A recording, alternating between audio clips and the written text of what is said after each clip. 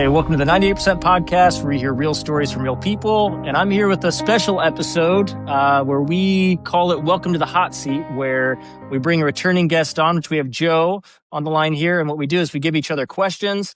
We go back and forth and just have a fun time kind of answering those. So, Joe, if this is the first time anybody's tuned in, you were on, I believe your episode, was it 15? Does that sound about right? 15. Yeah. Perfect. So just tell us a little bit about yourself real quick. Yeah. I live at Lake of the Ozarks. I grew up here. And I work for my family business, Horseshoe Bin Dock and Riprap Service. I guess what we talked about mainly last time was the school that I went to, Midwest Academy, and kind of took a deep dive into that one. But yeah, that's it. Okay, sweet. Well, Joe, I'm excited to have you back on. So, Yep. For those tuning in, I know I kind of mentioned it already, but if you're tuning in for the first time, to welcome to the hot seat. I created 4 questions on my end. Joe created 4 questions on his end, and we're just going to go back and forth, just sharing those, and hopefully you can connect with some of our stories. So, I'll kick us off if you're cool with that, Joe. Yeah. Okay, sweet. So, what I like to do is I like to do themes. So, and this is just stuff that I know about you. So my first theme is going to be music, because I know music plays a big role in your life. So first question is there a song that felt like it understood you before you understood yourself? And what do you think it revealed about you? There's probably a lot of songs like that. One that kind of comes to mind is Black Sabbath's Paranoid. I probably didn't really understand why I liked it until, I don't know, like 5 or 6 years ago. But that kind of, and I never really liked Black Sabbath until I kind of listened to that song too. I never really understood their music. I think they're kind of, I mean, thinking back from the 70s, they started playing that kind of music, and kind of the first bands that talked about, I guess, mental health and emotions and what it can do to your mind, I guess. But I mean, that's kind of the main song that comes to mind right now. Gotcha. So when you think about the song, so what did it feel like it revealed to you? Was it the emotion aspect of it that it kind of revealed to you? Yeah. And now I'm completely blanking on the lyrics. It's kind of just like the feeling, I guess, the feeling of helplessness. And I like the song, or how I take it from the song, where it starts out with him, I assuming, talking to like a therapist, and he says, "I'm done with that because I feel like I'm too far gone, and just nothing else is gonna help." And the lyric, people think I'm insane because I'm frowning all the time. I think I remember somebody, a friend's parent, said to me, after, I think I was like 19 or 20, that she said it seemed like you were always frowning and unhappy at school. And that going back to that lyric about, people think I'm insane because I'm frowning all the time. It's not, I mean, back then I was unhappy, and I do find myself looking back and seeing that I probably was frowning a lot. in certain situations. And that's just one of the, the lyrics that I connected with. Yeah. So when did you stumble across this song? I'm sure I heard it, in my early 20s sometime, but never really understood it Mhm. until probably until I started going to therapy about 5 or 6 years ago. But I knew that there was some sort of connection there with it. Um, but just seeing what actually reading in depth into the lyrics, I guess, and then comparing it to myself. And um, I can't really say when the first time I heard it. Mhm. Um, but I remember, the movie Dazed and Confused. I do. It's a movie with a great soundtrack. But I remember one of the scenes they play that song. Um, I probably saw that movie when I was 14 or 15. Um, and I probably liked the sound of it, but never really connected to the lyrics until recently. Yeah. That's neat. It's so interesting how music can do that. How it's like, so I think part of because it's therapeutic, right? So part of therapy and getting over things or getting through things is making sense of those things. So it's fun to listen to a song like that and be able to apply it to, I guess, your life now, or at least your life back then, and trying to make sense of what was actually going on and kind of how you showed up in that space. That's really interesting. It's music's so fascinating that way. Yeah, and some another band that comes up is Linkin Park, which we went to go see this past summer. Hmm. But I know, back then, like during high school, I didn't really connect with the lyrics as I do now. And then whenever they came out with the song "Given Up," um, you know, during whenever they first came out with that song, I never really knew how much I connected to it. But it's one of the lyrics is, tell me what the fuck is wrong with me. Hmm. Um, I've given up.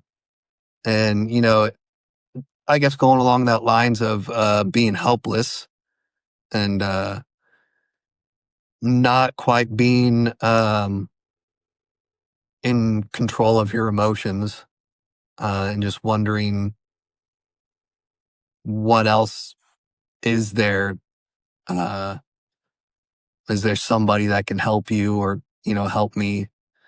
But that's basically any Linkin Park song I can pick out, and it's sort of the same kind of feeling, you know. Hmm. Um, I could go with Linkin Park's "Numb."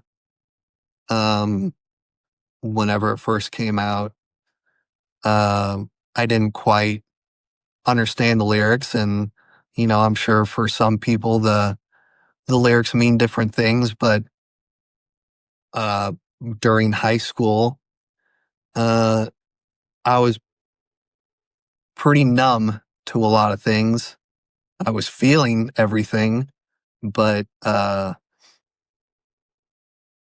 just have that numb feeling of um, there's a lot of emotions inside going on, but at the same time, it's all just kind of a numb feeling, and it's I don't really know how else to explain that, but Yeah. pretty much any Linkin Park song I can pick apart and uh, find something to compare myself to. Yeah. See, I think that's one reason why Linkin Park was so successful too, is not just their music, and because it was pretty groundbreaking when it came out, Yeah, but just like their lyrics in general, which is funny to the point you talked about, is I was so surface level when it came to music for the longest time, as far as like I was like, does it sound cool? And that was like how I based everything off everything. Like, is the melodies cool? I never really paid too much attention to lyrics on about any song until probably, yeah, 5 years ago. And it was when I started doing more of like the emotional work, figuring out like what emotions mean and stuff. And it's funny how it shifted. Now I focus a lot on the message and the lyrics where I didn't used to. And their message was pretty, like, their songs were very deep, especially Yeah, around that time, because I don't think there was a lot of bands that had a lot of deep messages, right. back then, in my opinion. So, because I remember when I went through my divorce, right, that was a tough moment for me, and I remember my soundtrack I put together to kind of process stuff had a ton of Linkin Park in it, actually, Yeah, which is kind of ironic. right. I mean, I think the other band would be Korn. They were kind of along the same time frame when they came out, but talking about Linkin Park, um, I never uh, really understood uh, where Chester Bennington was able to come up with some of those lyrics until after he died, and I started uh, reading about his early life and what had happened to him and how he was raised. And then I started comparing myself and started asking, well, I didn't have too bad of a childhood. So where are my emotions coming from? And so I kind of started comparing myself to him and just wondering why I connected with his lyrics so much when we have grew up completely different lives. Um, I don't know if you've ever looked up his childhood, how he grew up or not. No. Nope. It was pretty sad, and so Yeah.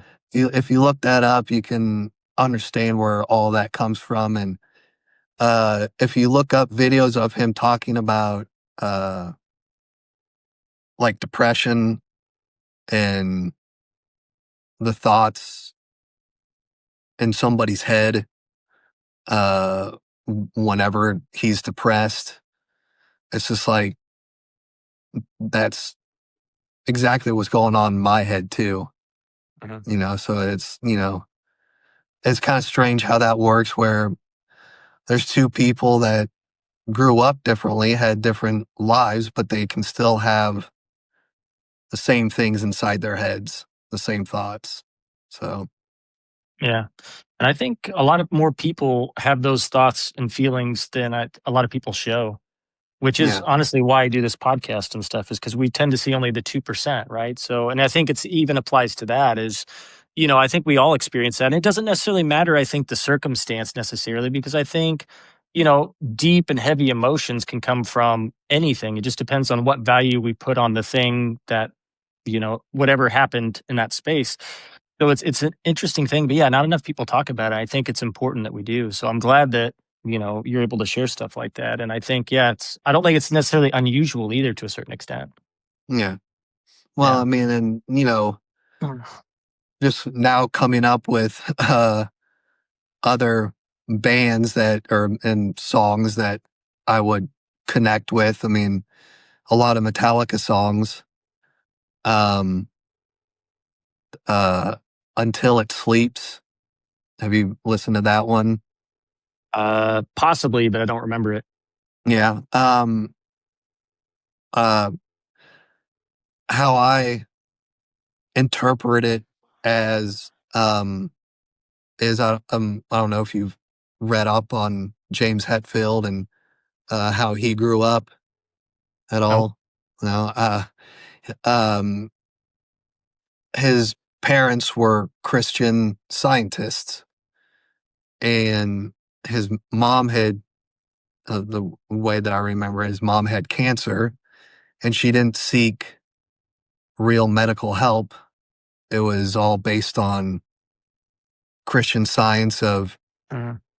um, letting Christianity heal her, and it didn't heal her, and she died. And Mhm. so the lyrics from Until It Sleeps really connects with me, um, because of my dad dying from cancer too. And even though different circumstances, I still connect with his lyrics about that. There's basically, I guess, there's a monster inside of him, and um, it's wanting to come out, all that rage and anger from his mom dying and not seeking help that might have saved her. Yeah. That's, another one that I can connect with. Yeah. It's funny. I have heard that story actually. I think my mom's the one who told me that story. And this is kind of, it's is interesting, but it reminded me of this joke, this Christian joke that I heard before, where they talk about where this person's drowning, and they're praying while they're drowning for God to save them. What Hmm. happens is a boat comes up and asks if they need help, and they're like, no, no, no, no, no, God's going to save me. Okay, so drives on. Second one comes up, uh, moves on because no, no, no, he's going to save me. And then they drowned. Then they go to Yeah. heaven. They ask, well, why didn't you save me? And they're like, well, I sent 3 boats. Yeah. Right. you I know, mean, when, yeah, I mean, it's along the same lines as that, when there's help for, you know, something based in science, and yet you don't seek that, you know, I don't want to get into the religious uh-huh, aspect of it, but uh-huh. it's you know, um, uh, strange, things can happen. So, you can pray on it, but I would say seek actual scientific medicine too. Well, that maybe that's how the miracle is presented itself in the first place, right? Right. Through Yep. medicine or through you Yep. never know. Yep. So okay. So then, Joe, what's your first question for me? Okay. Um, I kind of had a hard time coming up with things. Uh-huh. It's kind of, I'm not sure some of these really apply to you, Uh-huh. but it's questions I kind of ask myself. Yeah. Uh, so, with rock and heavy metal music, sometimes using dark and satanic imagery, do you worry about the influence of the music you listen to?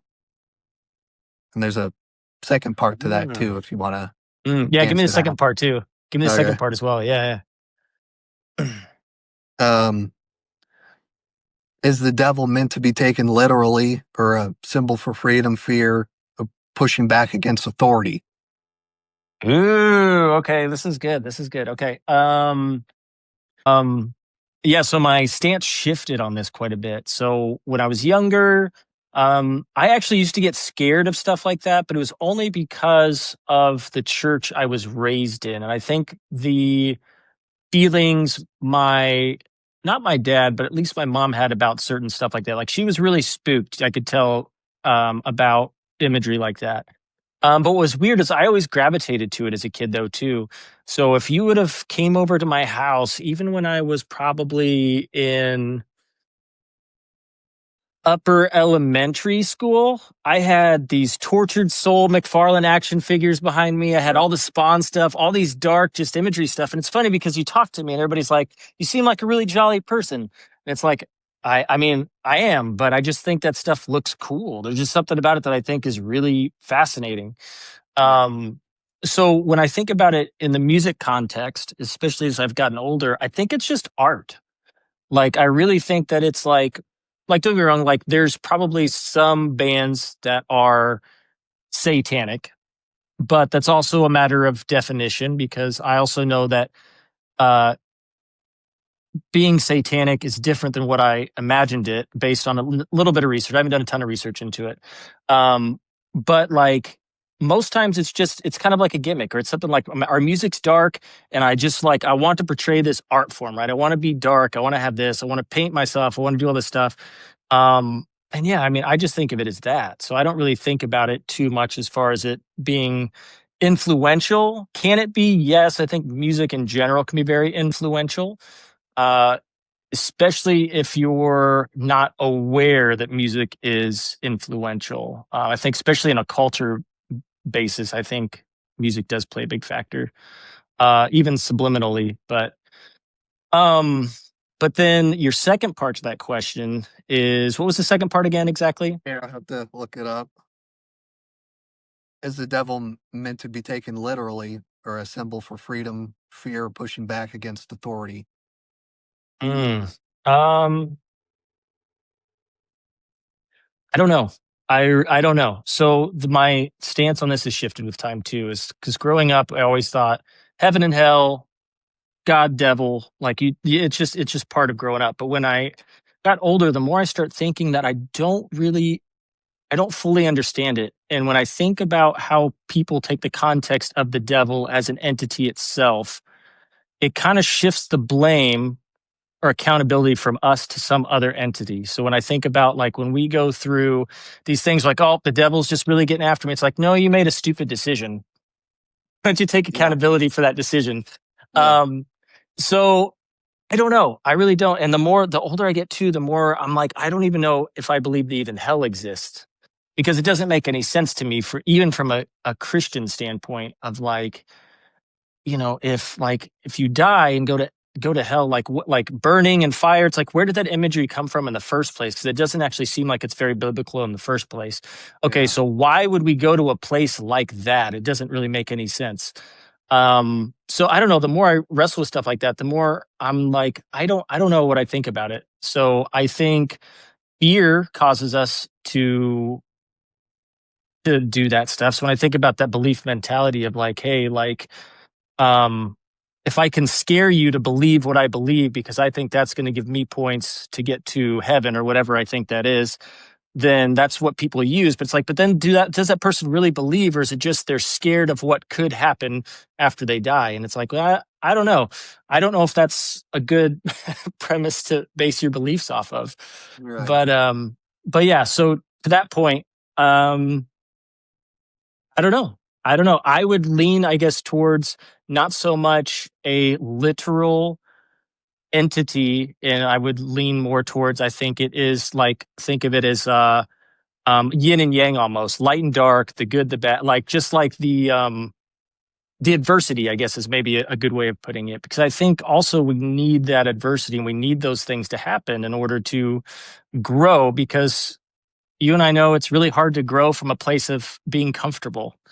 So it's like we need those difficult things to happen in order for us to like, okay, well, I need to do something different, or yeah, or whatnot. But yeah, so that was my long-winded answer to that question. So that was a good one. Yeah, well, like, just going back on, like, Black Sabbath, how, I don't know if you I mean, I'm sure you heard whenever they first came out, people were, this is devil's Uh-huh. music and stuff Uh-huh. like that, and I remember, seeing an article, something where somebody asked Ozzy Osbourne about it, and he said, "We're just a bunch of hippies making music." Uh-huh. Even though their music, the tones of their guitars and drums are dark, and Uh-huh. he's singing about dark stuff. It was just what they wanted to play. Um, and, I said, you know, the kind of the question that I asked myself, because, like in high school, when you guys were listening to that music, Uh-huh. I think that I tended to stay away from it because of that aspect, but because I was told that it's bad. Uh-huh. not because of me listening to it and finding out for myself or how I feel about it. Um, but I recently been asking myself that question too because of some bands that I've gotten into within the past 4 or 5 years. And um, the concert that I went to this past summer, Ghost, they're known for satanic imagery and symbolism. Uh-huh. And I honestly didn't really think about it all that much. Um, Going to the concert is this a bad thing for me to go to? Mm. And I'm glad that I went because I saw a crowd there that uh, is a very happy looking crowd. Uh-huh. There's people dressed as the devil and there was people dressed as Jesus. And it's, there wasn't like a mean spirit there at all. Uh-huh. You didn't feel Yeah. that. Um, but some of their songs I still question as to what they actually mean. And I know that uh, people interpret songs differently. And I think that's, the explanation for me is one person can interpret this song as um, worshiping Satan, and Uh-huh. I can interpret it as rebelling against Uh-huh. authority. Yep. And whether that's good or bad, I'm not here to say, but it's just a question that I continue to ask myself. If, um, would I, listening to darker music, is it making me more depressed, or is it helping me in any way? And, I use music as therapy. And so I continue to say that it helps me. So, Uh-huh. Yeah. They've done some research, a lot of research and studies on music and how it affects the brain. And what's really interesting is when they were doing some of the studies, they were trying to test if it was innate or if it was something that's learned, music in general. And they found out when they were doing studies with babies, essentially, they'd play music, and depending on the style of music, the babies would move their body a certain way. So it's like, oh, so there's some type of body connection to music that's yeah, innate. Doesn't make any sense, but for some reason, we hear things, we move a certain way. That's just how it is. But then they started talking about, well, why does music elicit emotions, even if it doesn't have any words? Like, how does that make any sense? yeah, So they started doing some studying and they were realizing that, okay, well, slower tempos tend to equal sadness and faster tempos end up being happier. So it's like, okay, well, that's interesting. But then they were also finding out that the sadder tempos, like when you were feeling sad, to listen to sad music actually helped you feel better. So when we think about that, if you apply that to what you just said, is like, if you're feeling in a place where like I'm kind of feeling anger, I'm kind of feeling frustrated, to listen to music that actually deals with frustration and anger, it actually is probably therapeutic for you because it's actually probably helping you navigate that emotion itself. yeah, Um, which is really interesting. yeah. Hmm. Okay. Sweet. Okay. Second question for you. Are you ready? Yeah. Okay, so this one has to do with concerts. So, and you mentioned already, so we went to the Linkin Park concert together this year, and I Hmm. realized like how much concerts like play a big role. I feel like at least in your life, at least now it seems like, because it's like you go to concerts. I remember you mentioning that you want good seats, you want this really good experience. So Yeah. this question is, can you describe a live show that felt less like entertainment and more like a personal or even spiritual experience, and what made it feel that way? I I can say that about every concert that I've been Uh-huh. to. honestly. Yes. Even uh, um, this past summer, I went to a country concert for the first time. I saw Uh-huh. Lainey Wilson, and I don't listen to country music, at all. Uh, but after going to that concert, you know, um, and just thinking about it, it's the feeling of um, connection with every single person there. You're there for one reason, pretty much. Mhm. Um, and something that I've noticed throughout the concerts that I've been to is the I don't know, like the process of standing in line at a concert, and getting there early, and standing. Well, for Metallica, I stood for 7 hours. And it's that process of, you're standing, your feet, legs starting to hurt, and you're going through, I guess, torture to see a band that you love.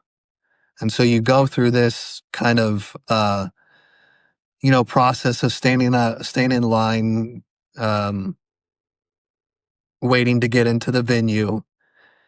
And then, depending on if they have opening acts, standing watching an opening act, and maybe not really liking that kind of music that they're playing, but knowing that after they're done playing, your favorite musician is going to be on stage. And that, there's, I mean, there's,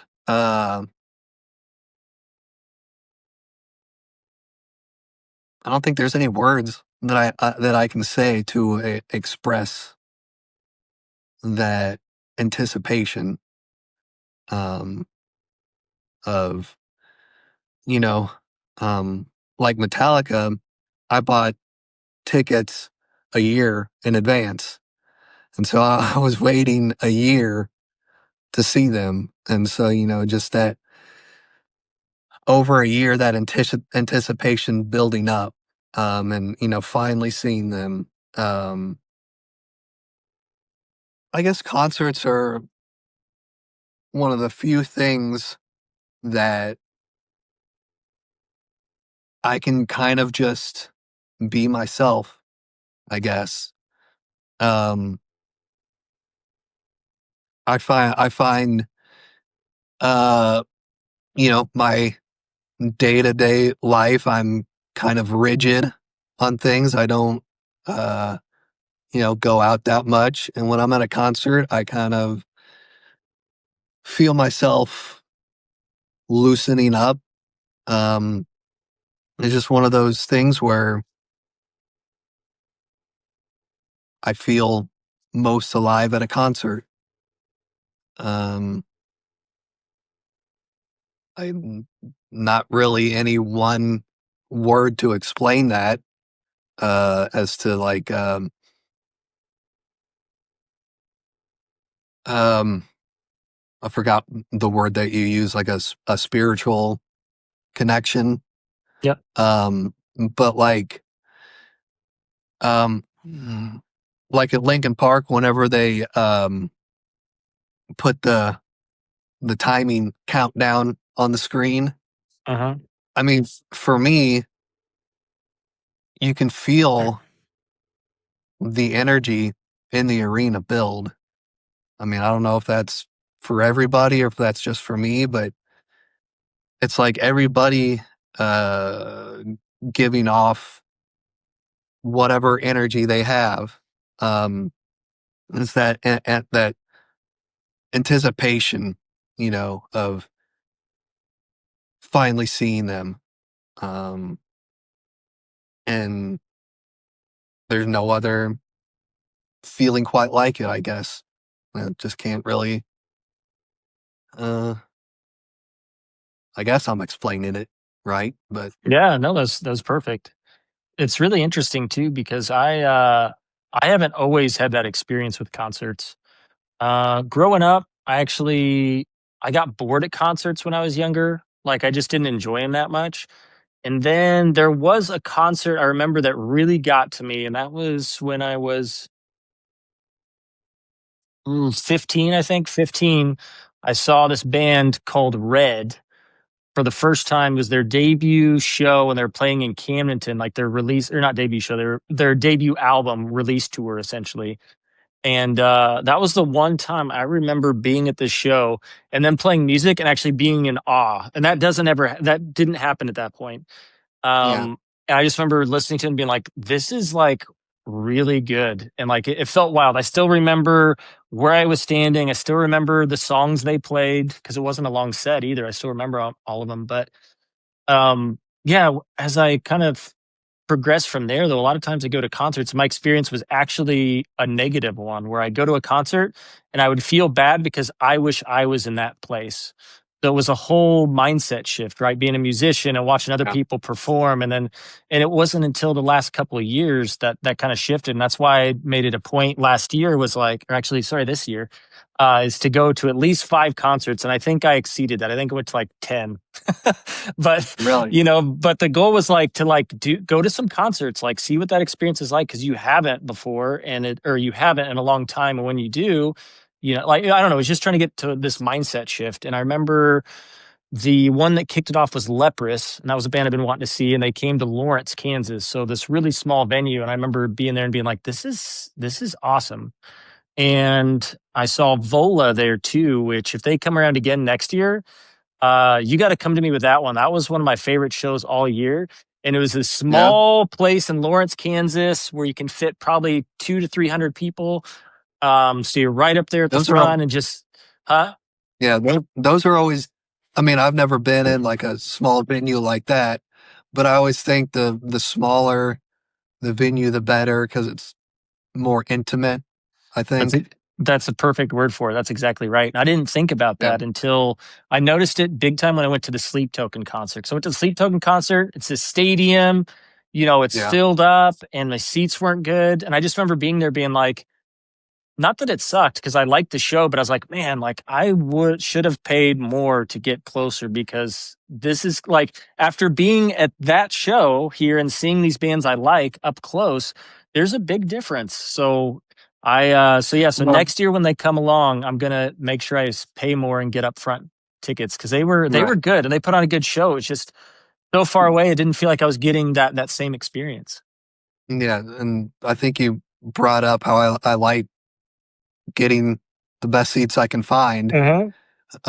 And so going off of like feeling the crowd's energy, I think being up as close as possible, you can feel the band's energy too. Hmm. And seeing the band, I guess, interact with each other and interact with the crowd up close and seeing them, seeing the sweat dripping off of them. Uh, it for me, it gives a different experience as to being further away. Further away, you're a little bit more separated from it all. And I just like being right up next to the stage. Yep.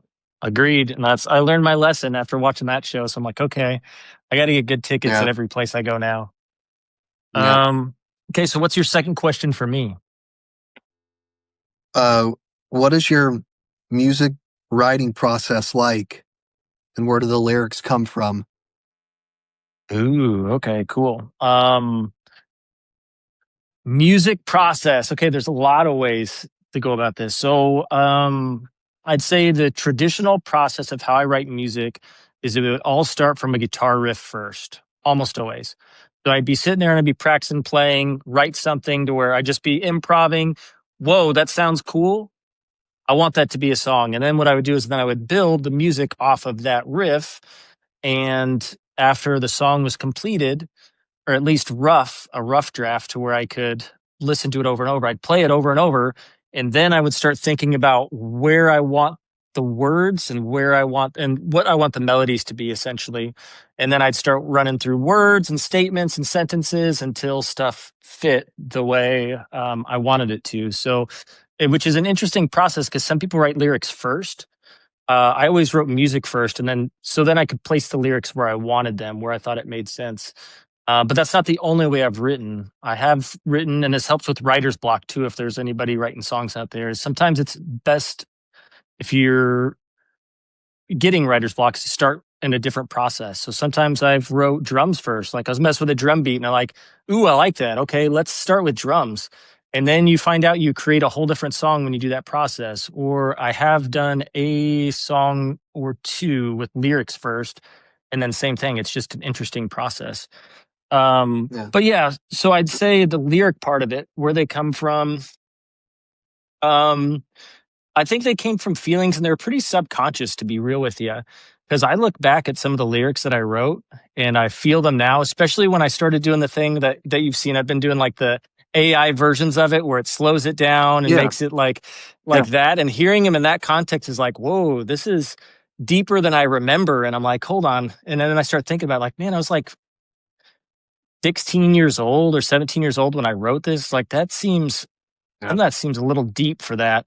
And so I started realizing that I think it was literally just subconscious process. And it's now just the point where I'm starting to like let's put it this way. I could feel it on stage. I remember playing and I just remember playing these songs and it felt like I could feel it.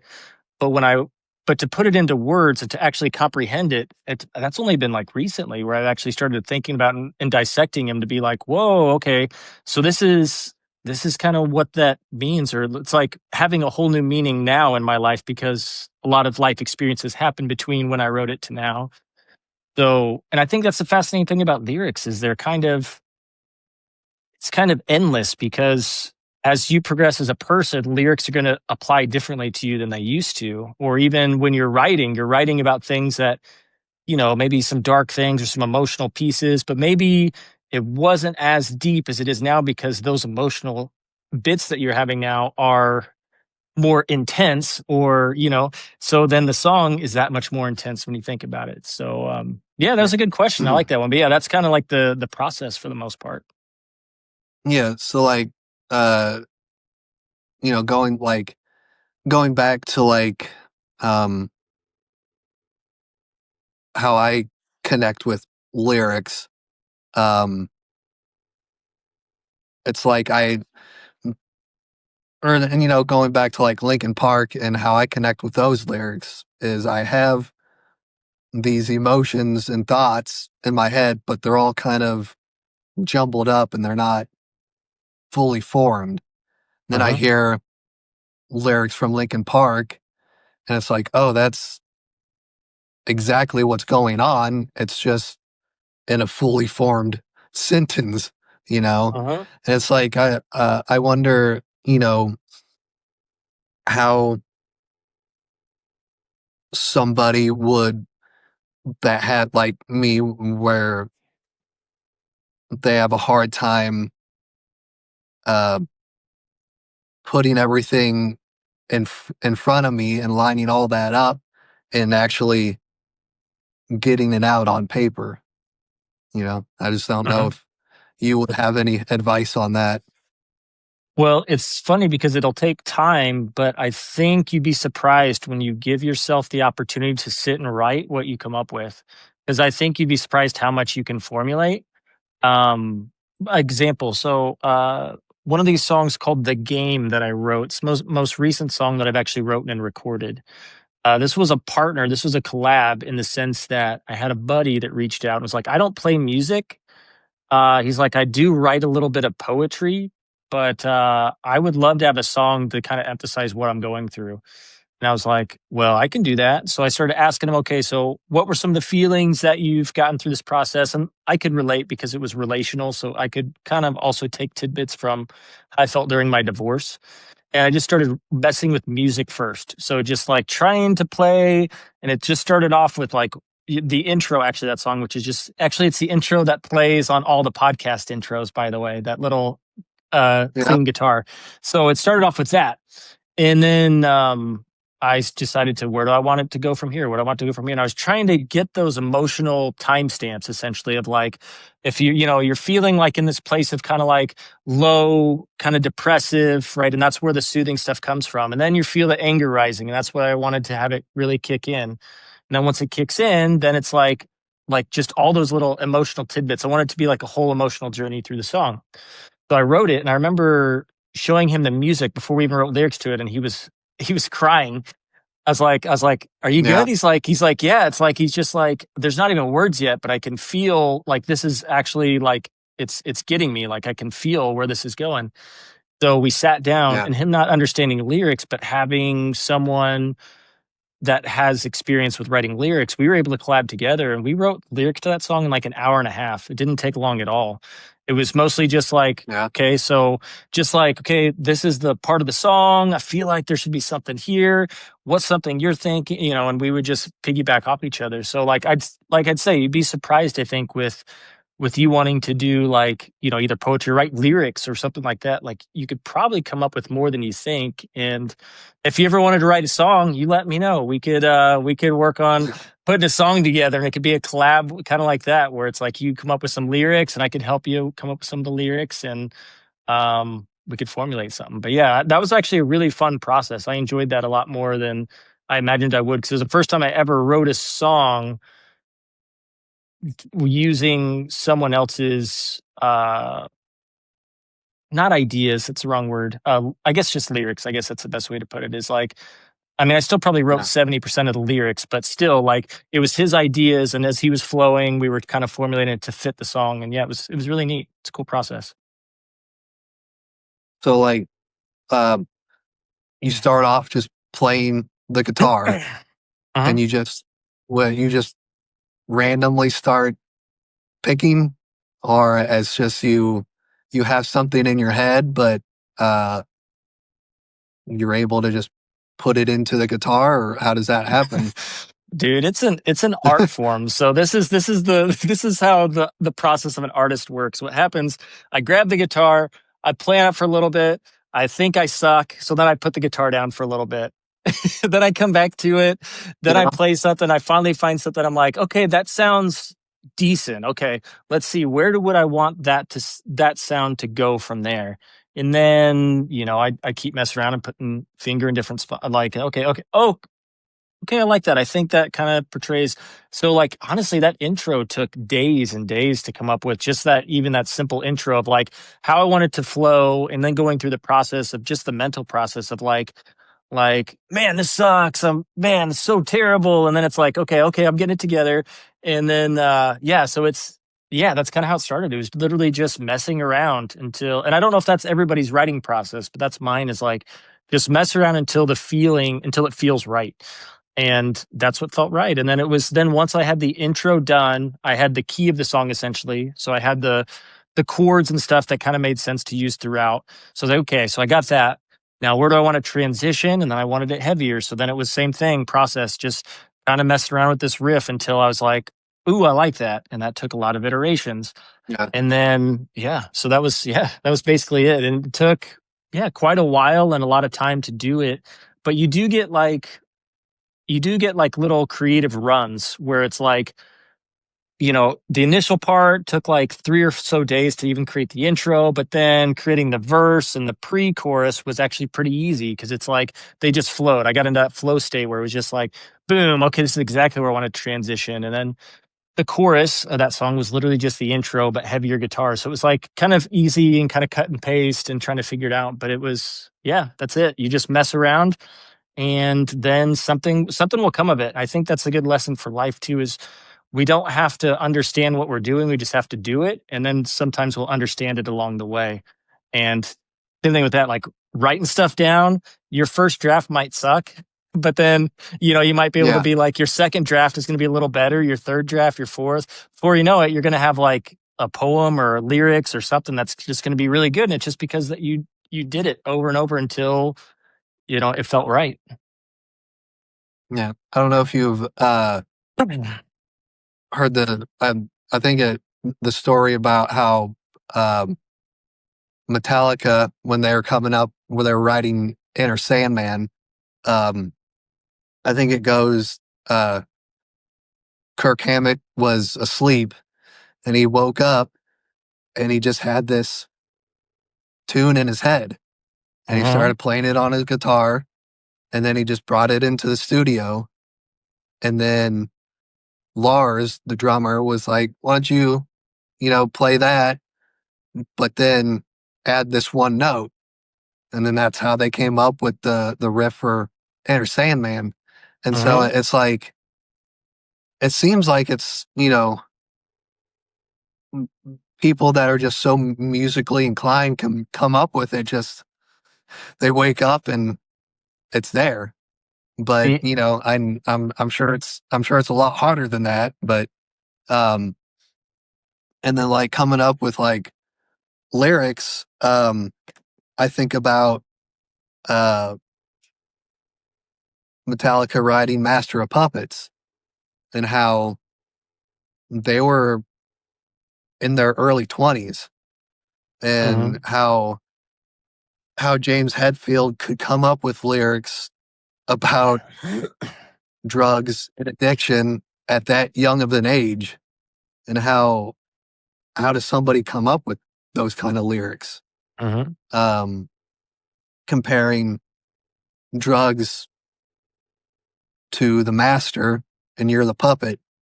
uh Somebody in their 20s that has that much experience, I you know I it's fascinating how they can come up with that at such a young age.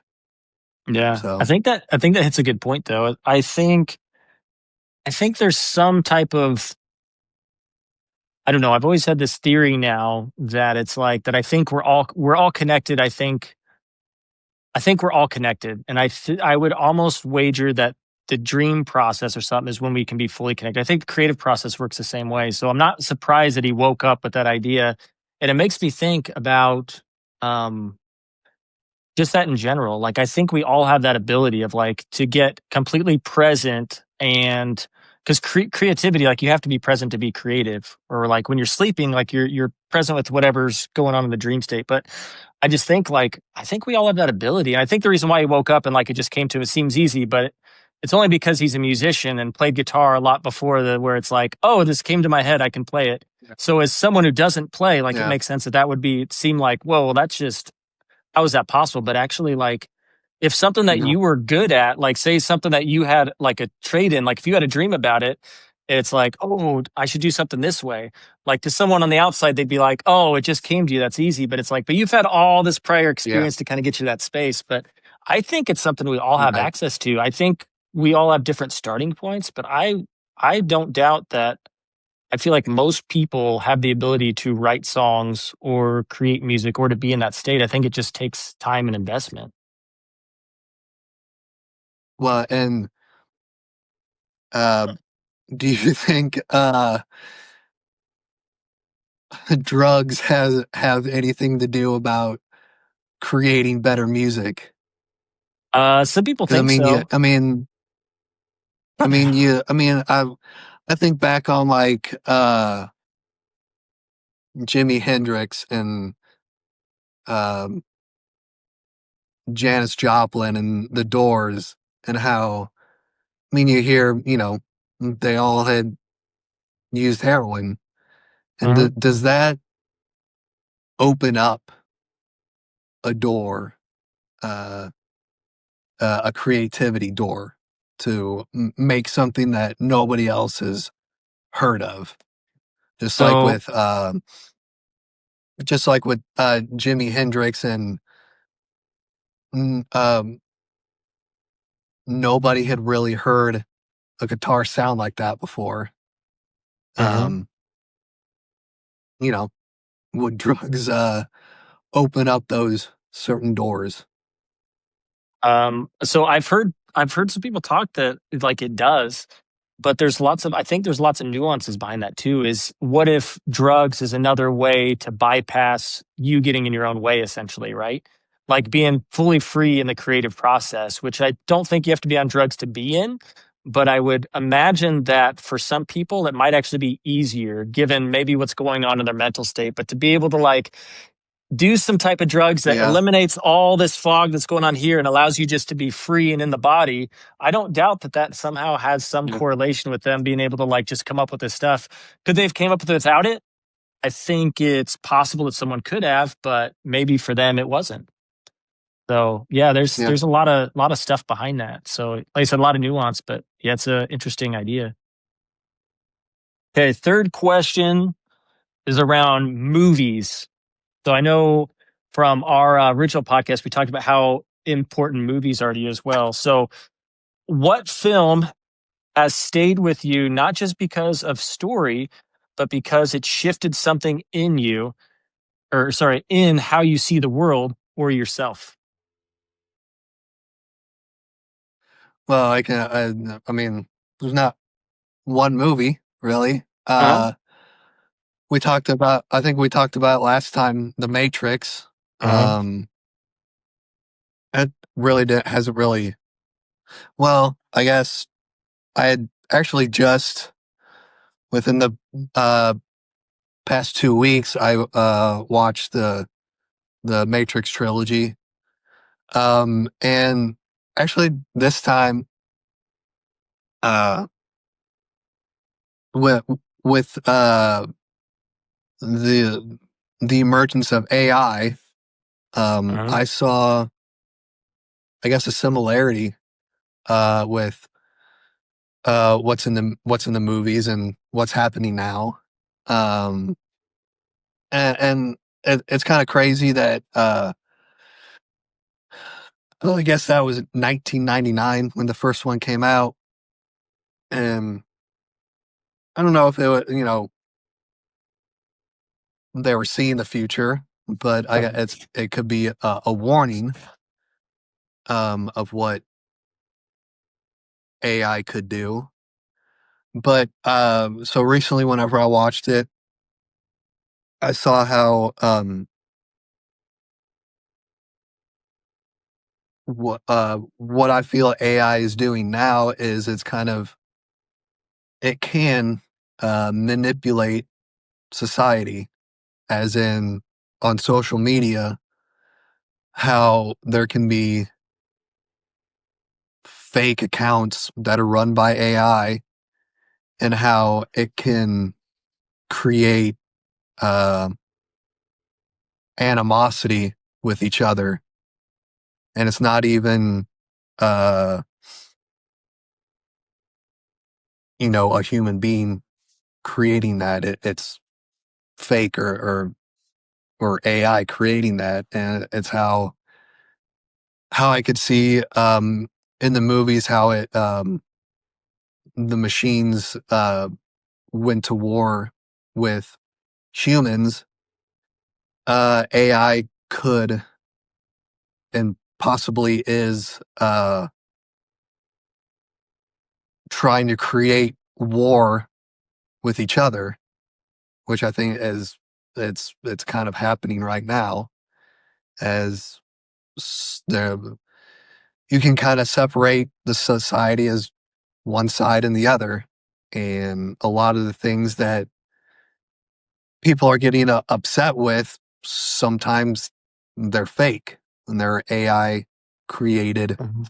videos and images. And how I can see it happening is, eventually those two factions go at war with each other and destroy each other, and AI takes over.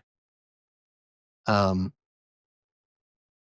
I don't know if you have anything to say about that, but because I know you're using AI to make your music, right?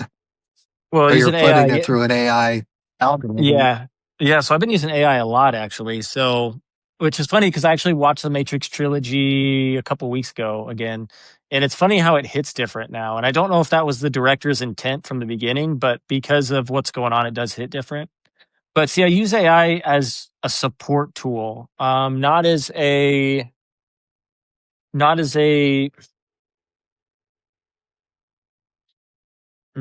trying to think, not as a replacement tool. So, for instance, with the music thing, I was messing around, which I didn't realize we were that far with music on AI yet either, and that's mind blowing to me. Is Yeah. so what Yeah. I wanted to do is I was like, well, I feel okay about it for the fact that I'm not just create like putting in prompts and saying make this song and then posting it and pretending it's mine. Right? For this, it's like I'm feeding it my songs and then I'm having it convert it to a different genre essentially. So it's almost like think of it as like a remix album. And right, I guess I could if I wanted to, I could hire people to remix it for me and go through that whole process. Um, but I just thought it'd be a fun little thing just why not? And it's like I want to hear these songs because kind of the point of music is also to hear the end result and listen to the song and see how it connects with you. So I felt okay about that process. But I also use ChatGPT a lot, but it's usually the same thing. It's not to replace something, it's to support something. So if I have a question on something or if I'm trying to navigate something, I'll ask it because it can come up with like an answer pretty quick. Now the thing is I understand too that AI is not perfect and you have to discern a lot. So sometimes it'll flat out fib. It'll just say something that's not true. And it's because, right, it's programmed to give you an answer really quickly. So that's why it's like, oh, like I'm here to please you and to help you. Okay. So it has to give me an answer. So the thing is if it hasn't fully formulated it yet, it can't give a good answer. So there's tons of times, especially on certain projects that I've like had it support with, like, check again. Oh, good catch, Ricky. Thank you. Like it literally goes through Yep. that process. So, um, do I know where it's going to go? I don't.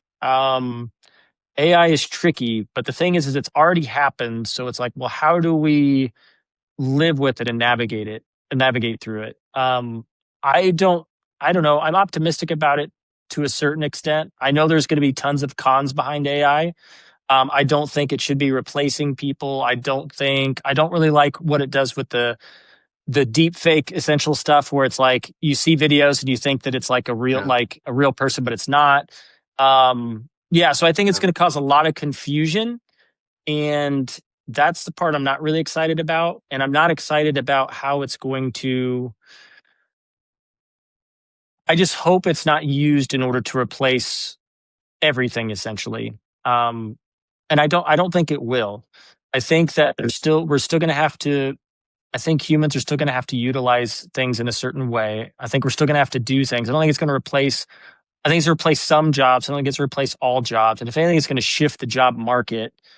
Um, but it could. There could be a lot of bad stuff behind that. It's hard to say this far out. Um, I don't know. I guess we'll have to see because it's like the only way I could say is it's already happening. So be optimistic, do the things I want to do with it, and don't do the things I don't want to do with it.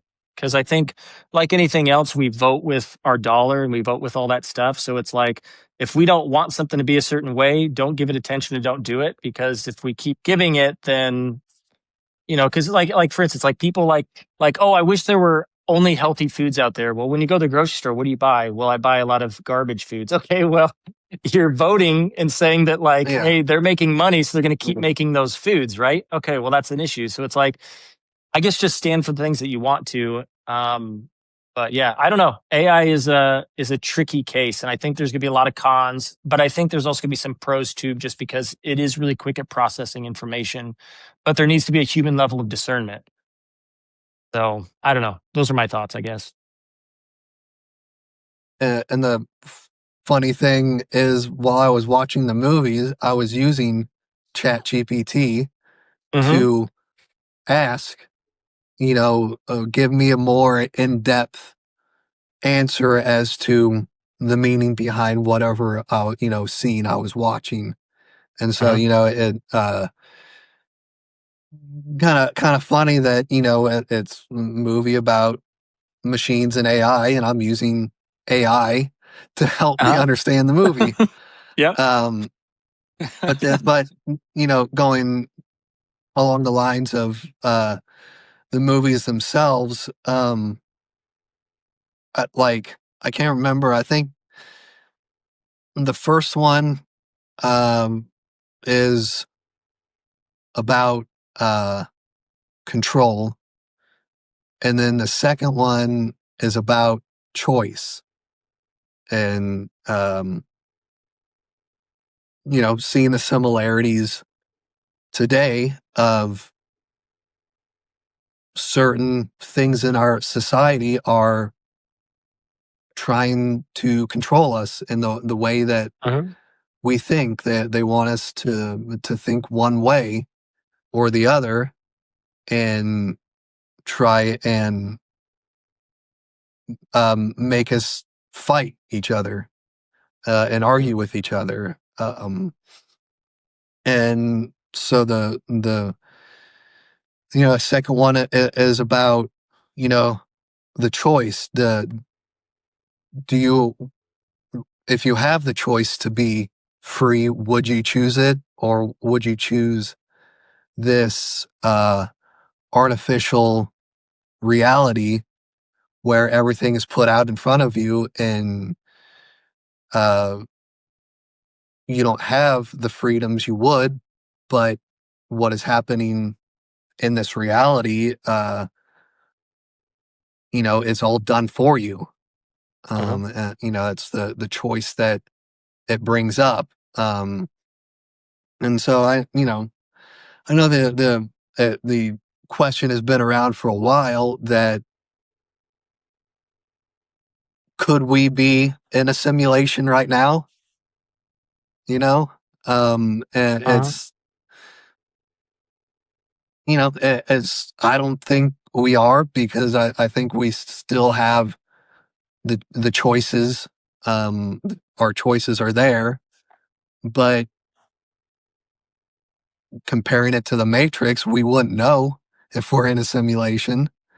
Mhm. And, it's just a very broad question that, you know, the answer can go, or the answer can be infinite as to what we actually say is happening.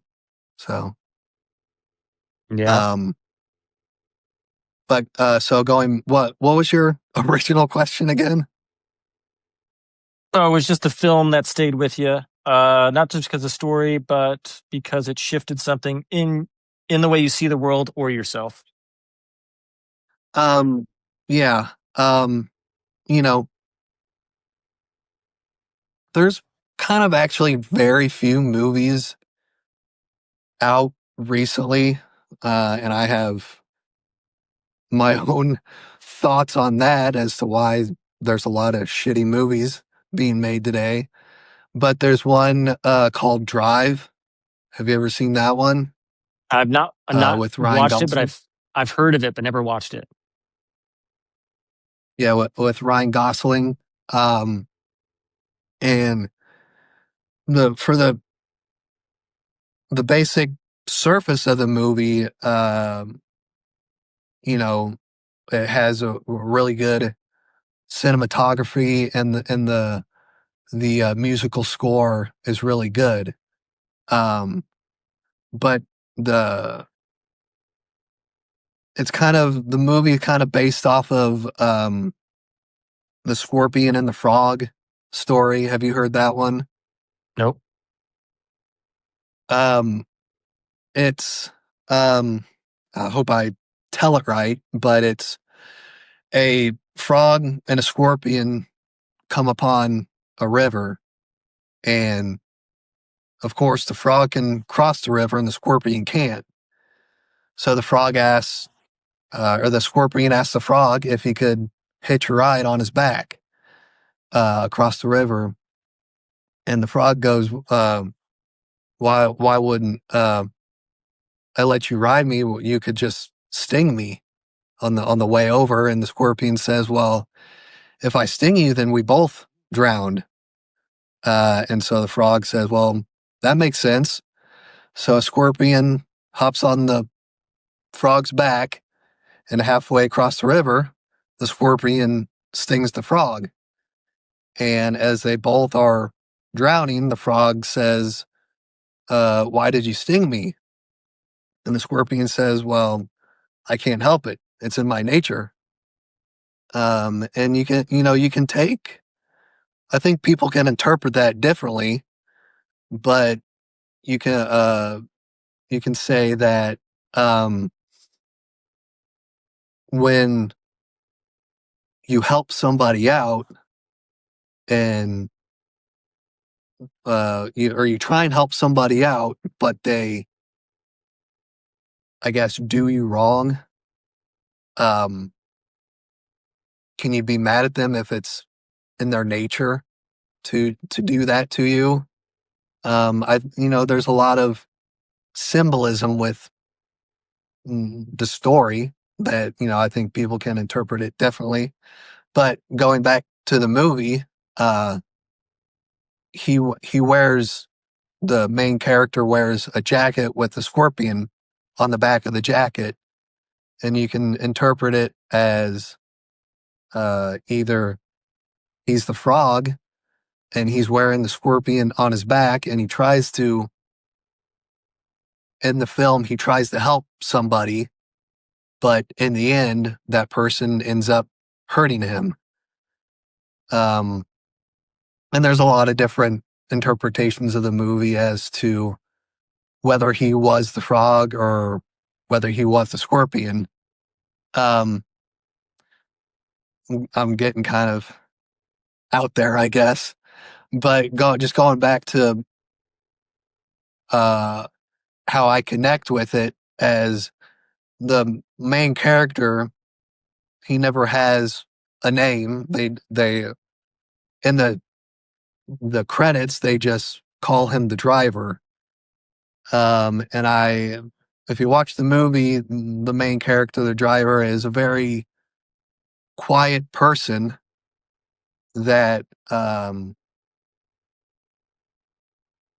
he he's a mechanic by day and a getaway driver by night. So he is very good at driving cars, but he's very quiet, and he has these certain kind of skills and certain kind of rules he goes by. Um, and I kind of saw myself in that, where I'm a very quiet person and I have my certain routines that I go by. And then I try and uh, connect with people, and sometimes I get hurt by that person. That's kind of what happens in the movie. But, there's a lot of different things in the movie. I don't know if I'm explaining it at all clearly, but it's another movie that I just really connect with. So, Nice. We'll have to put that on my watch list because I've had a lot of people say it's a good movie and that I should watch it. So I may do that and follow up with you and tell you what I thought about it. yeah, yep. Cool. So what's your third question for me? I know we talked about this before. We talked about it on the way up to Lincoln Park, but uh, not really a question, just a topic of about you never have drank alcohol or done drugs. Yeah. Is that still the case? Yep. Still the case. Yeah. Yeah. Yeah. I find that fascinating, mainly from the perspective of we're talking about bands and drugs and how Uh-huh. you were in a band in high school, and how did you stay away from all that stuff? Let's see. It's a good question. I was kind of, even though I I don't know how people perceived me uh back in high school. You can feel free to enlighten me. But I felt like I was definitely like I enjoyed doing sports. I like doing music. I was pretty social. I like chatting with people. Um but also I was kind of like, other than that, I was kind of reclusive to a certain extent. Like I like doing my things like at home. So like I would go home and I would play and practice. Like I love when people would come over, like I'd invite friends over, we'd play, we'd do whatever, we'd have games, whatever we did. We just did lots of stuff. But I just, I don't know, in the few experiences that I had, I guess being around people that were drunk, it was mostly like at parties. Like I went to a party at this restaurant I worked at a long time ago when they were drinking and stuff. And I just remember like seeing how immature everybody was. And I didn't like that. Like, I didn't like seeing like these, 40-year-old, 30, 40-year-old people just like drinking and acting like terrible. And like, I'm just like, man, that just doesn't seem good. Like, I just don't want to do it. Um, so yeah, it was something as simple as that, and we didn't really have it in the house growing up. Like my parents, they didn't really drink growing up, so I think that also helped. Like I'm sure if it was in the house and they were drinking all the time, that would be different. But they never really did, and every once in a while they'd have like a wine cooler or something random in there, but typically not. They just didn't drink, so that was never around. And then yeah, the people I hung out with really didn't drink that much either. Like Tony didn't really drink. Buddy Chris, like most people I hung out with didn't drink because I didn't really hang out with any of the people that did drink outside of school. So maybe that's part of it too. It's just I just didn't really feel like I had that. I don't know. I've always also been stubborn. So like I mean, I had definitely some family members that did a lot of pretty hard drugs. And I had the opportunities where I could have totally been like, yeah, I could do it. But like I got offered. I'm just like, no, I'm good. Thank you though. And I've just always been stubborn that way, which ended up being really good. I just didn't really want to get into it. I didn't want to do that because I knew it wasn't healthy. And so I didn't want to do it in that regard. And then also it's just like I didn't really see the benefit in it. Um, just because I don't think I had troubles socializing, because I know some people use it as like alcohol, for instance, a social lubricant, right? So like the drink, so then I can be more social with people and feel better. But for me, it's just like, well, if I need to drink in order to be in a situation, then I probably shouldn't really be in that situation, you know.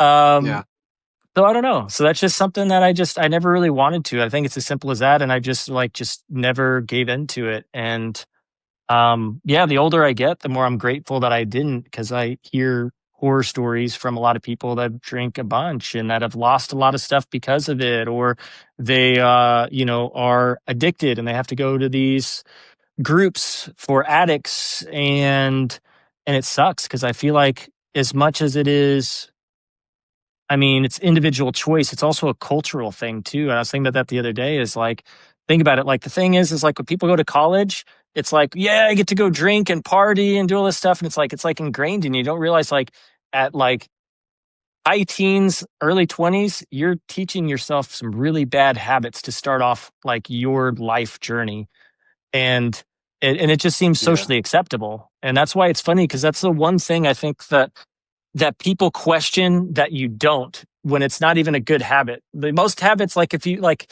like people wouldn't question like, oh, you don't do that. That's good. Good for you. Good for you. But like, it's like the first follow up question is always like, oh, you don't drink. Why? And it's because it's like, it's so Yeah. socially Yeah. acceptable. So yeah, it's interesting. So yeah, I don't know if there's anything deeper than that. It's just, I didn't really want to, didn't really feel the need to. And I'm just grateful that I never did. Yeah. I always found it weird. I mean, remembering back in like junior high and high school, uh, you would, uh, in health class, they would teach you about, alcohol and drugs. And so for me, my experience with it was okay, so alcohol and drugs is bad. And then you go to a party and some of the smartest, most popular kids Uh there at the party are drinking and getting high. huh. And for me, all of that was just very confusing. It didn't make Uh huh. any sense. Uh, and so, I mean, I would go to parties and, I would drink and smoke some weed. And it was never like being pressured into it. Like the Uh-huh. teachers would always tell you, it's Yeah. like, it was just like, yeah, it's there. People are doing it. It looks cool. And it kind of helps the social anxiety part. Um, so, and then, whenever I graduated from Midwest Academy, I came back here and was very stubborn on, not doing drugs, um, at all. And, once I turned 21, I was like, okay, I'm 21. I can drink alcohol now. And I would, drink, and I just didn't like the taste, and didn't really like the way it made me feel. And I've just kind of always been, um, that person that is not interested in drinking alcohol or doing drugs at all. And it's like now, the older I get, the less that I want to drink. Um, and like what you said before about seeing people at a party or at a concert and they're drunk, it does not look very desirable to me. And so I just choose not to. And there's been times before where I did, like, most recently, I was, uh, dating a girl, and she's not necessarily pressuring me into drinking alcohol, but wanting me to drink because she thinks it's going to help with social anxiety. Uh-huh. And, you know, I'm sure it probably would help, but then I look at people that are drinking, and I would rather be stressed out and anxious in social settings than be drinking alcohol and drunk. Uh-huh. Um, and it just makes me not want to drink at all. Um, there's been a couple times where, I've taken, the same girl to a concert, and every time we go, she drinks alcohol, and by the end of the concert, she can't walk straight. And it's just like, first off, I can't imagine what it's doing to your insides, what is actually happening to mainly your liver and kidney. Uh-huh. And it's like, I don't there's I don't get there's a disconnect with me, I guess, as to the desire to be that way out in public, Uh-huh. because I don't want to be that way in public at all. But for some people, they're okay with stumbling around and bumping into people, and people getting pissed off at them for bumping into them. And like I said, it makes me never want to drink alcohol at all, just seeing people like that. But like I said, I just find it fascinating that, uh, you have never done any of those things. So, and I commend you on that too. Yeah. Well, who knows? If I was in different circumstances, I don't, you know what I mean? Like it could have just been luck for all I know, and me being stubborn Because that's the thing is some people get addicted at such a young age. They didn't ask for it. That's why I'm so proud of those people because I know some people that have been through like they've been sober for years and years now because they were addicted to alcohol. And it sucks because it's like some of those circumstances, they got it Yeah. essentially forced upon them and they're just doing what they can now. But back to that one point you were talking about is like, I don't know if that's ever anybody's intention is to drink to get so drunk that they're stumbling around. I really think it's one of those things is they weigh the option of feeling the way they feel that anxiety is being less than drinking, right? So they would rather drink than to feel that anxiety, even though if they drink too much, it ends up being exactly like what you said, them bumping into people and not being able to walk. And but it's one of those things, it's the Band-Aid effect. So to her point of like saying like, hey, drinking might help you in social situations, only short term. Does that mean anytime you're in a social situation you have to drink? It's like what's really more important is it's like Yeah. anything else. It's a muscle. So if you go to more social gatherings, like say you were just to do it and you don't drink, you're going to progressively get a little bit better and better and less anxious in those situations. It's just how it works. Like when you put yourself in those positions. But Yeah. if you drink every time, there's no growth in that because instead of growing and learning how to be in those social situations, you're just numbing it, numbing it, numbing it, numbing it. Before you know it, you don't get any better. So Yeah. it's one of those things like, Right. yeah, Well, and that's the thing with alcohol is it's all a fake feeling. mhm, The courage that you get, and the feeling of not caring so much about what somebody might think about you. It's not real. It's all fake.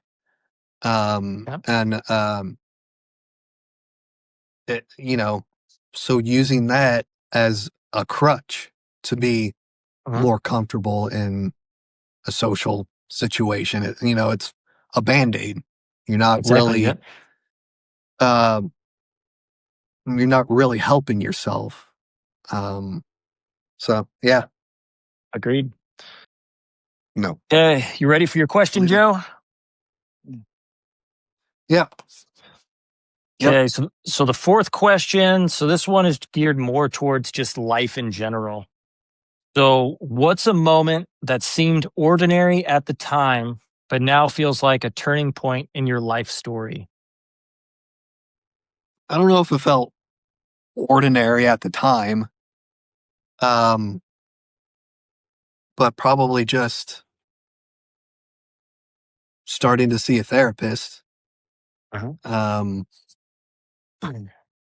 I guess you can look at it as, a lot of people see therapists. So it's, kind of a ordinary thing to do nowadays. But I mean, uh,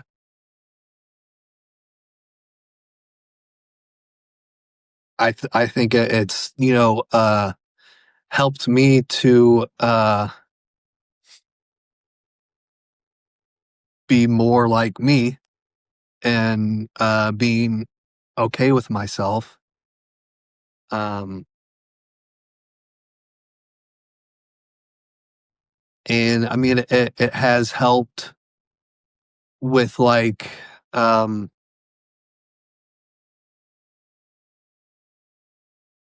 I got being okay with the kinds of music that I listen to, kind of going back on questioning the kinds of music that I listen to and just kind of accepting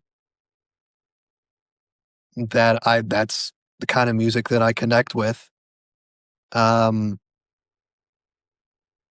I guess going back to your question, I don't really know of just like an ordinary moment. I can't really, um, I can't really think of, well, I mean, I guess go, going back to therapy, um,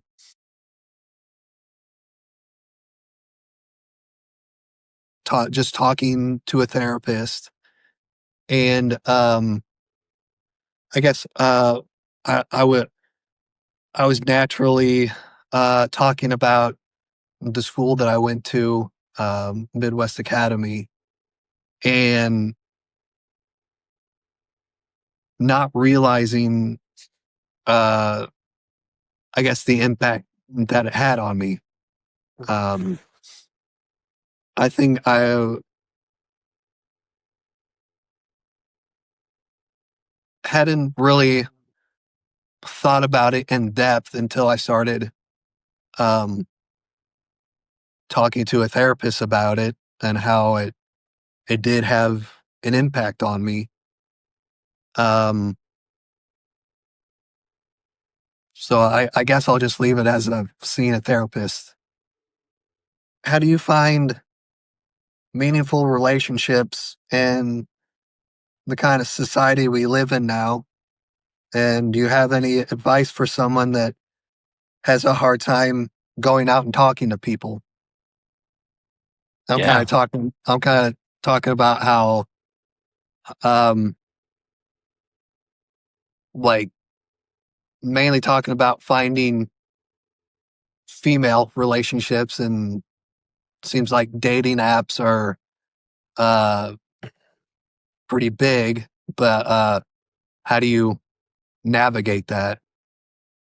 Yeah. So that's a tricky topic. So I want to answer this question in two ways. So first, I think meaningful relationships just as a whole. So we talk just connecting with people in general. I think there's more of a hunger for that, I think, than ever. I think it has to do with the social issues, is that like social media and all this stuff, we tend to distance ourselves. We're isolated more than we ever have. So I think everybody's longing just for that type of connection. So just in that regard, especially being someone that doesn't get out there that much, which I don't get out there as much as I probably should either. But I say just the place you do go, just striking up conversation or being kind, friendly, being open. I think open body language and smiling, I think, is one of those things that also can invite people to have conversation, especially if you don't like to approach. I'd say that's one, but now move that over to just like actually trying to find like, I guess you could say love, like a romantic relationship. Um, it's tricky. It's tricky. Because let's see, I was married 12 years. I've been divorced for 4.5, and I still haven't been in a relationship that's lasted longer than 3 months. Yeah. So, I mean, that's just kind of how it is. I mean, sorry, I've had some that last, it's always around the 3 month area. I've had some last a little bit longer, but not by much. And it's tricky, and I think it's just because like most of them have been dating apps. Some have not been dating apps, but most of them have been. I think it's because dating apps cast a wide net. So you could say it casts a wide net so you get more options, which can be good and bad. It could mean that you're going to meet people that you never would have met before, which sometimes works out well. But for some people, it just gives people also the option of like, oh, well, there's always, the grass is greener always on the other side. Like if I run into any conflict, I know that I have 100, 1,000 other people that I can look and have a conversation with. So that could be kind of the bad side of that in dating apps. But I'd say, I mean, in general, it only takes one. I think I have to tell myself that it only takes one person to actually make that a thing, right? A long-term relationship. And I just think that in the last 4.5 months, I just haven't met that right person, that things just line up that way. I've met people that said they wanted long-term relationships that didn't. I've met people that do want long-term relationships, but then we find out that there's just certain life incompatibilities essentially. And maybe we were extremely compatible as people, but life circumstances are what they are. And it just, we're at a place, I think, in time where people can be pickier. At least I'd say ladies are probably picky. Ladies are pickier than men are. Yeah. That's one thing. So it's like, so they have the ability to be very picky about it, which is fine because you don't necessarily want to settle for a relationship either.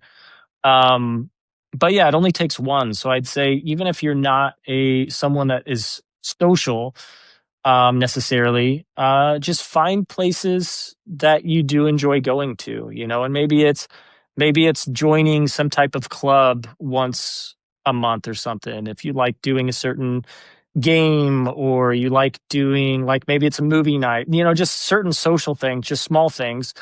um who knows, and you might, going to the gym, you might meet some people too. So it's just do the things I think that you enjoy doing, and the chances of you meeting someone that has compatibility with you is greater because they're already doing something that you enjoy doing.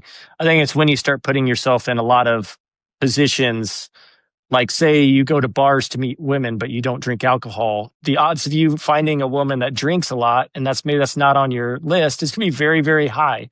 Yeah. So you got to find, I think, someone in that, that does something that you like to do. And then I think some of it is we just have to build up the courage to just have the conversation. And that's very tough. That's very hard to do. And dating apps kind of gets by with that. And that's the thing. That's why people prefer it, because then there's no cold approach. It's just, you swipe and then you have the conversation, right? And either they respond back or they don't. Um, but I think when you see someone in person, you can have the conversation, and sometimes it's worth having the conversation. It's worth that little bit of rejection. And I need to take my own advice, because I have beaten myself up in the past about not talking to a girl before, like just being like, she seems like she'd be interested to talk to. I should just go say hi. And sometimes I do, sometimes I don't. And then I kick myself about it later. I'm like, I should have just said hi. Like, what is the big deal about that? And the only thing is I had a little part of me that's like, that I didn't want to get rejected. And why do I not want to get rejected? Oh, because I am going to mm, assign that to my worth. Well, that's not true. So it's like being able to dissect, or sorry, not dissect, to distinguish, you know, being able to be rejected, but also not tying that to your identity as a person. Because at the end of the day, the worst thing that happens is they say no and you move on. And guess what? You didn't ask. If you wouldn't ask anyways, it'd be a no anyways. So there's a chance that it might be a yes. At least just to have the date and have a conversation. So yeah, it's just one of those things. You just gotta put yourself out there a little bit and just do the things you like to do and just have conversations. And sometimes dating apps helps, and I'd say you can do that. But like I said, it depends on what you're looking for. I mean, I've met quite a few people through dating apps, but like I said, none of them have lasted really longer than 3 months. And I'm looking for long term. I'm looking for someone to spend life with, right? So, and I think that's harder to find these days than it used to be, and that does suck. But at the same time, that's the hand we're given. So if that's what you want, sometimes we have to. I mean, you could say fight for it a little bit. We got to, you know, be brave. We got to be courageous. We got to start having those conversations, because you never know. Sometimes you might be exactly the person they've been waiting for you to, for you to ask. And then the thing is like, they say no, back off. We can be like, okay, this sounds good. It was nice talking to you, right? And there's nothing wrong with that. We don't need to be a creep about it and follow them around everywhere and like, why don't you like me? Yeah. But just have the conversation. And if they say yes, yeah, that'd be fine. Let's go to a movie. Perfect. Let's go to a movie. Um, and then if not, it's not. But yeah, that's the only advice I can give. It does suck right now. It's two ways about it. And there's Yeah. lots of factors. It is what it is. Some of it's, I think, our age range in the first place. Is at our age, it's kind of tough to find people that are wanting long term. Because there's a lot of, you could say, baggage that comes with that.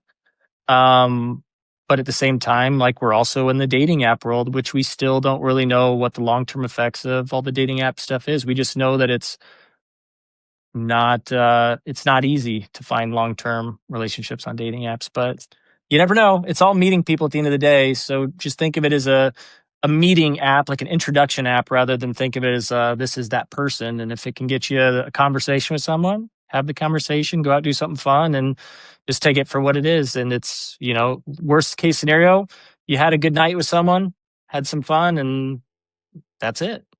Yeah. Well, what I'm kind of finding about it is, uh, I think you said, um, today there's a longing for meaningful relationships, Mhm. um, and meaningful conversations. But kind of what I've been finding is that I try, it's all from dating apps, the conversations I'm having, but it seems like uh,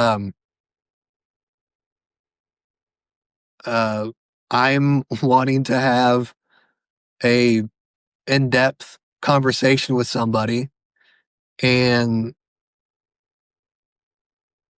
uh, it makes it hard when most girls only reply with 4 or 5 words, and that they're not really providing much into the conversation we're having. Mm-hmm. Um, and I don't know if that's because of social media and how we communicate now, and how we communicate a lot through texts, and Mm-hmm. how a conversation is abbreviated now because of that. But it's like I'm looking for those deeper conversations, and girls, I don't know if they're not into that, but it's just hard to find those meaningful connections with somebody, uh, and when they don't even respond to your messages, you know, um, Yeah. and I can't something else you said now I can't remember it. Um, oh, how the people that you've met they've only lasted 3 or months or so. Um, I last like a week. I can't Yeah. even, and it's sometimes I feel like uh maybe my authenticity of wanting to have a deeper, meaningful conversation is maybe a little off-putting to some girls, and um, but just for me, there was a girl that I had seen off and on for about 4 years, and just from my thought process was, and this comes from talking with a therapist about it, was that um, subconsciously my thought process was I would rather be in a toxic relationship than just being alone. Mm-hmm. And it's like I saw that this relationship, uh, as a she's a toxic person, and we don't have the same kind of lifestyle, and it's causing me a lot of mental distress. But a part of me was like, I would rather uh, be in a relationship with somebody that isn't putting in that effort to be in a relationship with me, and I would just rather be with that person than just be alone. Um, and it you know took me quite a while to start figuring that out. Um, that it is okay to uh, be alone, and to accept that part of myself, but there's always that part of me that uh, longs for that long term relationship with somebody. Um, it's like um, wishing that I uh, had a little bit more experience than a week or so of talking to a girl, you know. But Yeah. this past 4 years of on and off talking to this girl, I've definitely learned a lot. So Yeah. And I mean, that's how we learn. We learn through those experiences. And I mean, that's a totally normal thing too. I've dealt with the exact same thing. Been in relationships I probably shouldn't be in just for the fact that it's like it beats being alone, and that's not really something you want. Because if you think about it long term, what would that lead to? If you did Yeah. decide to, right? It'd actually probably be worse for you. So it's just interesting. So one thing I do position is like I've been trying to think about this because this helps me out a lot when you say stuff like this, because what you want to do is when you go through those and you start struggling with those thoughts, because I get it all the time too, is think about it from a perspective is how would you tell your friend? So say for instance, I was telling you the exact same thing that you just told me, right? Like I've been, dating someone, off and on. She's this, she's that, whatever. All these other relationships, they last maybe a week. I mean, what would you tell me? And I think when we can position it that way, I think you'll realize you're probably more kind and more thoughtful when you're telling me and giving me advice versus probably when you give yourself advice. And Yeah. I'm guilty Yeah. that way too, because like in this instance, I want to say like, you know what, you just haven't met your right person yet, right? Like you're weeding out the people that don't belong to you. And that's why I would also say is somebody was listening to this thing and it was fascinating. It's like your dating profile should be authentic to who you are and be as specific as you want to be on it. So, for instance, if your dating profile doesn't say like you like deep uh, conversations, you have stuff like that, put it on there, because what it's going to do is maybe you get fewer results, but maybe you get the person that's like, oh, I like deep conversations too.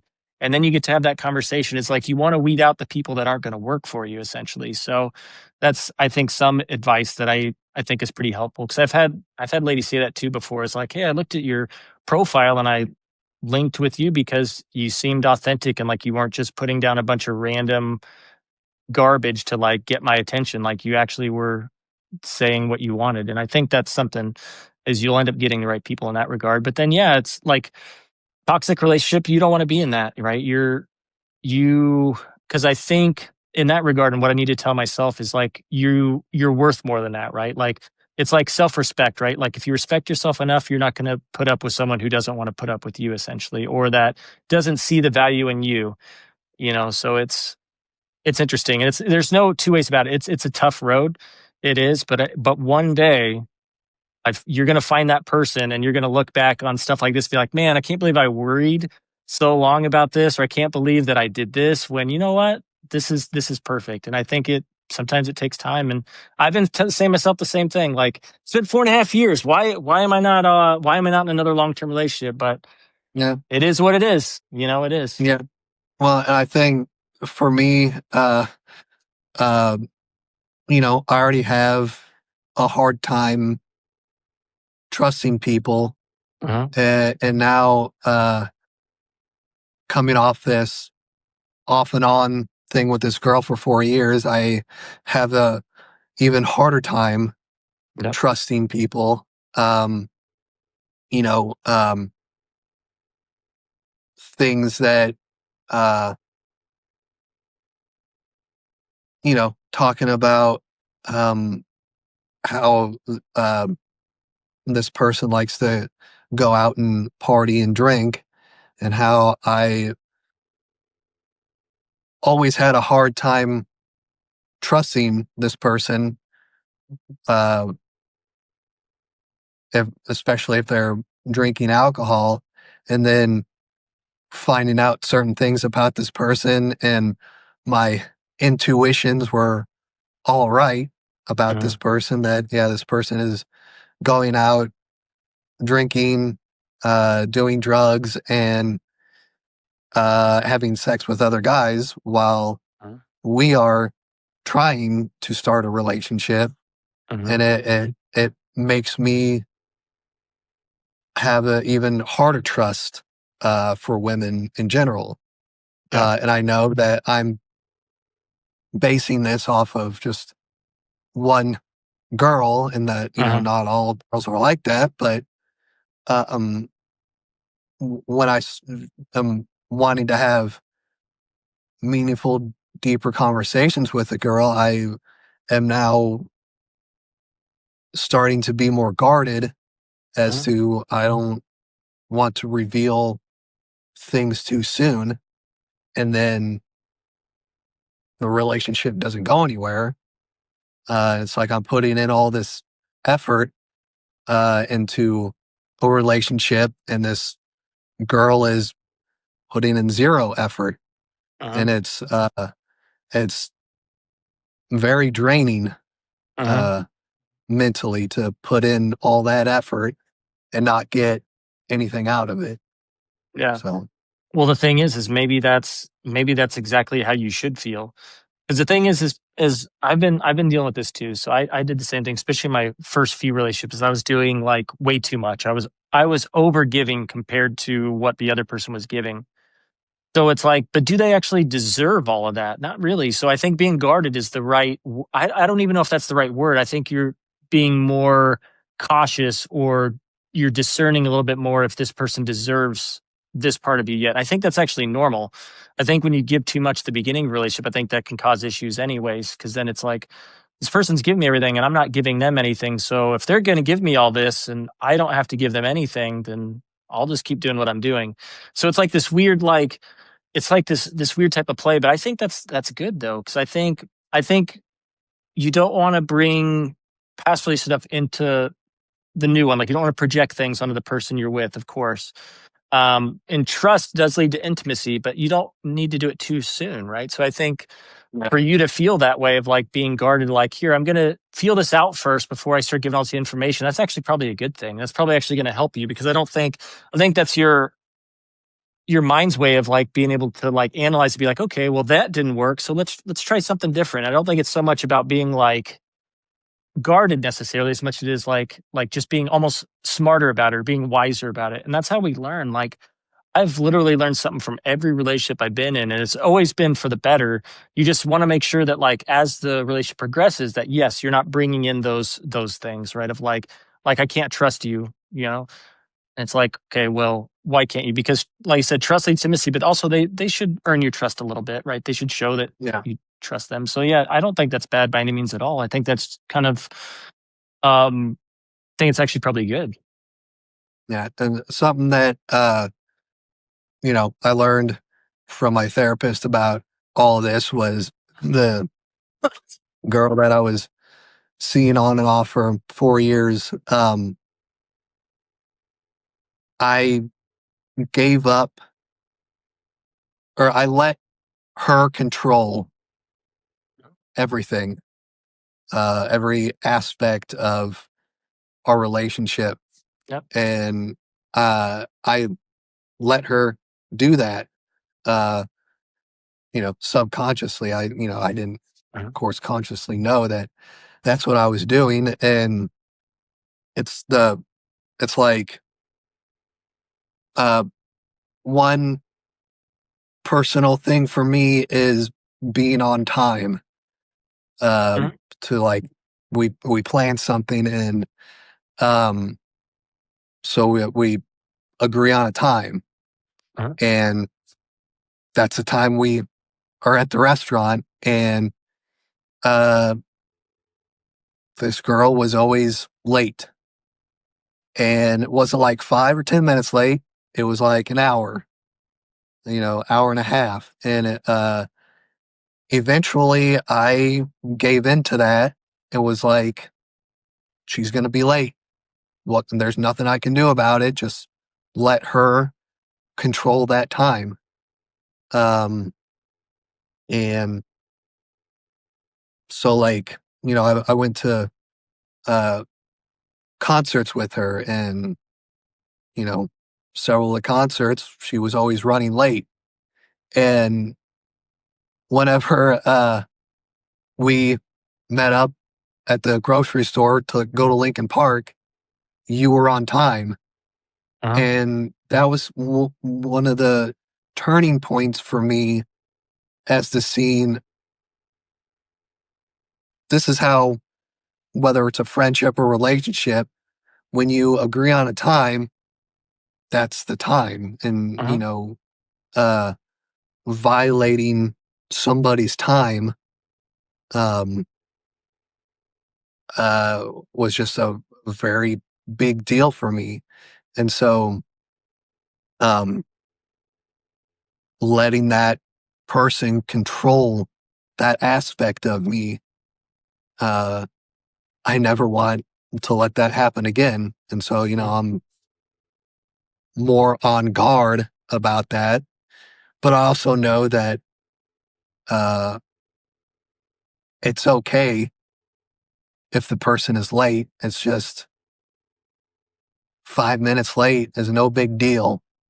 But if Uh-huh. it's continuous thing, um, you know, and for me to continue that relationship with somebody, uh, it was just very hard for me to get over. Um, so yeah, Yeah. No, yeah. I mean, I think that's wise. I think, yeah, it's like, and it's one thing too, like, because people are late every once in a while, right? So, but did they have the yeah, courteous to let you know ahead of time or to give you notice to let you know what's going on? And is it a theme? I think that's the issue too. And then you have to have a conversation about it, right? If you have a conversation about it and they still keep showing up late, then there it is. Then maybe it's just not yeah, compatible in that place because maybe somebody wouldn't care if the person's late, but if you do, which I do too, I think that's important because it shows that they care. Uh, yeah. yeah, It's respect. exactly. Yeah, exactly. Well, cool. Yep. Well, Joe, it was awesome having you on this episode. It was Yeah. I'm glad to have you back on. I'm glad we got to go to Linkin Park concert too. But Yeah. I think what we need to do this next year, we need to plan another concert together. I think we need to go out to another one. I'll keep an eye out for anything here in Lawrence cuz if I can get you to come up here to the Granada, the smaller venue, I Yeah. think you dig it. It's a cool venue. The sound's great, real intimate. But as I see stuff roll through there, I'll hit you up for sure. And then yeah, who knows? Maybe we can Yeah. plan something together.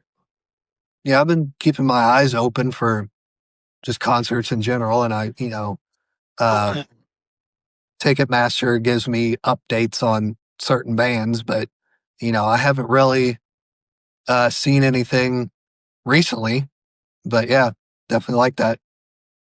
Sweet. Okay. Well, anything else you want to leave the audience with before we close out? Well, I did have another, not question, if Okay. that's okay. That's fine. Yeah. Uh, you've talked about Stoicism, Uh-huh. and I never really knew what that meant until you said something about it. What does that mean to you? Stoicism. Yeah. Um, I think do you read books or do you listen to books or anything like that? No, Not really? but I've heard you.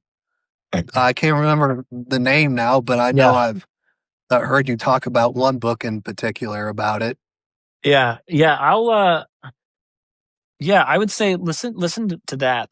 It's called Obstacle is the Way. If you have the opportunity just to listen to it, even audiobook, I have to listen to it. That's why I asked if you read or listen. I have to listen because I take in info better when I listen versus try to read.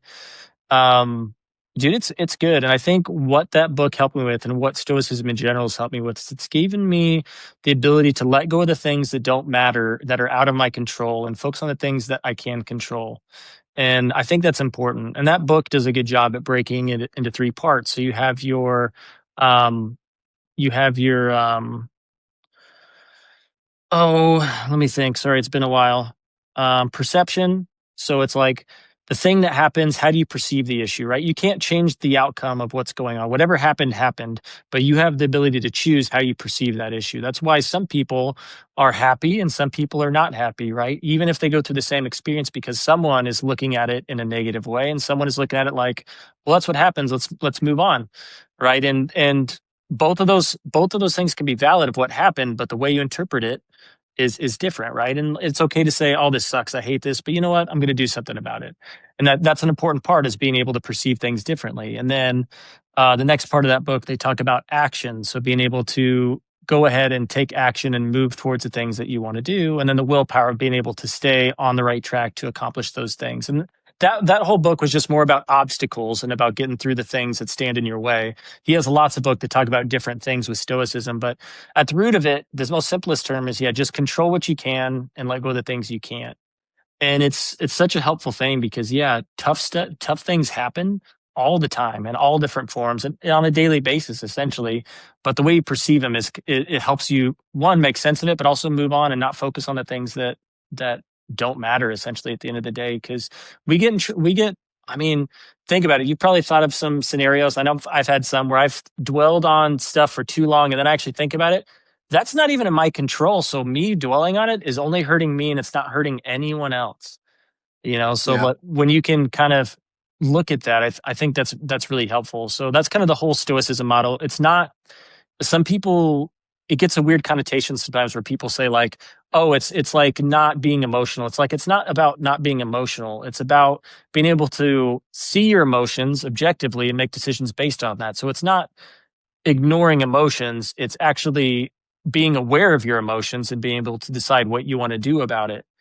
And I think that's the important part of it, is being able to actually choose what you want to do and control the things you can. The way that I saw it defined as suffering and silence. I don't know if that is correct or not. Is that right?